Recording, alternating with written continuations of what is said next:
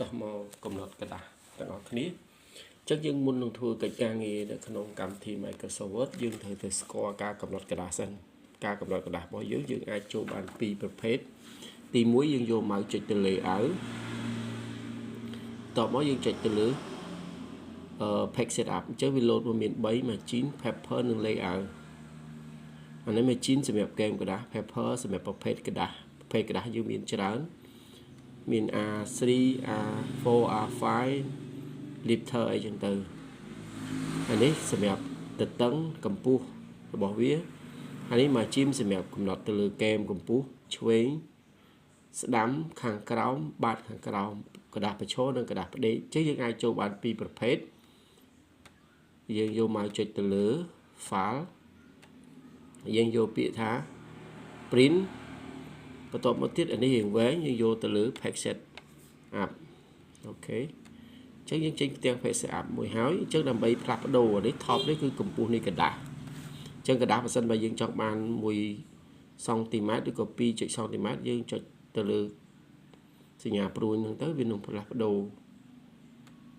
បន្ទាប់មកយើង set default នេះសម្រាប់ set ផ្លាស់ប្ដូរវាបើយើងអូខេក៏ផ្លាស់ប្ដូរដែរផ្លាស់ប្ដូរបានតែមួយពេលទេ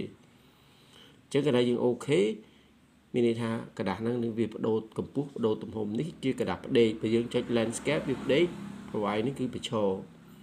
អានេះគឺកម្ពស់នៃกระดาษកែមកระดาษនេះ paper ប្រភេទនៃกระดาษជាទូទៅការងាររដ្ឋបាលគេច្រើនប្រើกระดาษ A4 กระดาษ A3 គឺប្រភេទกระดาษធំ letter ជាលក្ខណៈប្រភេទសម្បត្តិ letter ណាគេសេជាសម្បត្តិអញ្ចឹងមុននឹងយើងធ្វើកិច្ចការងាររដ្ឋបាលគឺយើងចាំបាច់ត្រូវស្គាល់ទៅលើប្រភេទกระดาษនៃការផ្លាស់ប្ដូរប្រភេទกระดาษអញ្ចឹងការផ្លាស់ប្ដូរប្រភេទกระดาษយើងបដូរបានពីរបៀបដែលយើងចូលទៅលើ layout ក៏បានចូលទៅលើ file printer ក៏បានដែរ print បន្ទាប់មកយើងយក page setup ដូចគ្នាអញ្ចឹងមុខងារវាមាន3 margin paper និង layout នេះ